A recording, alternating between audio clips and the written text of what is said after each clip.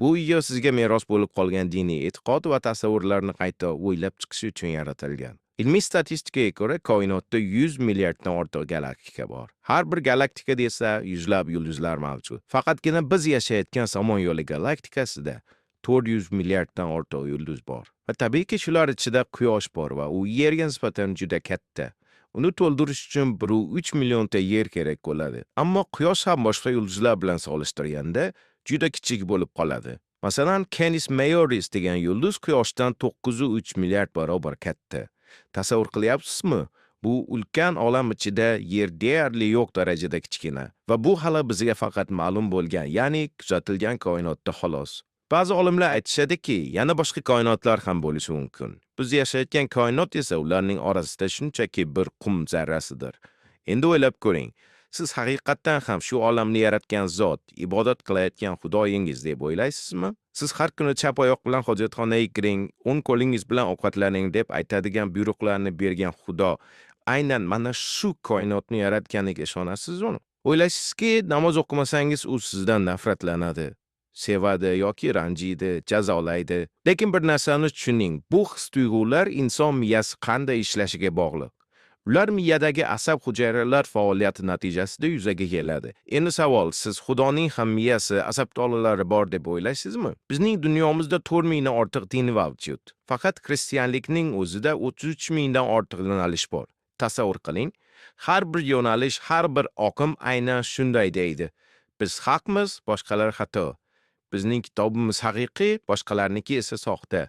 Biz jannatga kiramiz, qolgan barcha do'zaxga tushadi. Bizning Xudoyimiz yagona, u eng qudratli va rahmdildir. Shu payt sizda savol tug'ilmaydimi? Boshqalar sizning diningiz haqida xuddi siz boshqalar haqida nima desangiz, ular ham shuni aytadi. Siz dinga ishonch bildirish uchun keltirayotgan har bir dalilingiz ular tomonidan ham o'z dinlarini himoya qilish uchun ishlatiladi. Shunda savol tug'ilyapti. Shuncha murakkab va chiroyli koinot qanday qilib o'z-o'zidan yaralgan bo'lishi mumkin? Albatta, bu yaratuvchi zot siz bo'lishi mumkin emas. Xo'p, men roziman.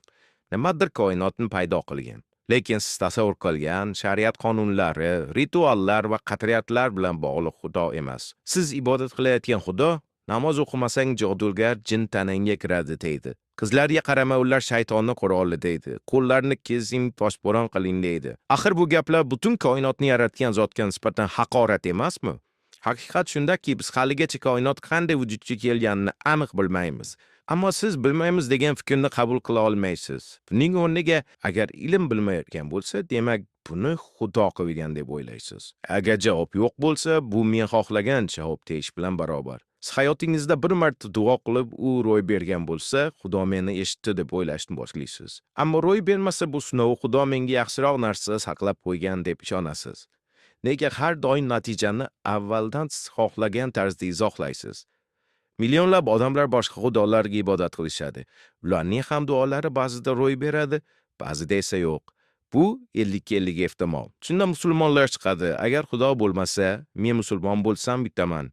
Agar yo'q bo'lsa, hech narsa yo'qotmayman. Lekin bu e'tiqod emas. Agar siz musulmon bo'lsangiz, katta ehtimol bilan shunday o'ylaysiz. Xudo bo'lsa, men musulmonman. Demak, yutaman. Agar u yo'q bo'lsa, hech nima yo'qotmayman. Lekin tushuning, bu e'tiqod emas, bu xuddi karta o'yiniga o'xshaydi. Agar Xudo oldiga borsangiz va u sizdan so'rasa, nega menga ishonding deb, siz nima deysiz? Men jannatga kirish uchun ishongandim deysizmi? Aynan mana shu niyat bilan ishonganingiz uchun siz jannatga rostdan ham o'zingizni loyiq ko'rasizmi? Va Xudo sizni azoblaydi deylik. Nima uchun? U nima yutadi bundan? Sizning vaqtinchalik kichik hayotingiz evaziga abadiy azob. Bu adolatdanmi? Shunda siz men o'zimni haq deb bilaman. Bu mening ichish xotirjamligim va men bunga ishonaman deb javob qaytarasiz. Lekin boshqa dindagi odamlar ham o'zlarini haq deb biladi. Ular ham ibodatda yig'laydi. Shuning uchun ichish taskin bu haqiqat mezoni emas. Agar menga Xudoning yo'qligini isbotlay olmaysan desangiz, ha to'g'ri, isbotlay olmayman. Ammo bu shunaqa dalilga o'xshaydi.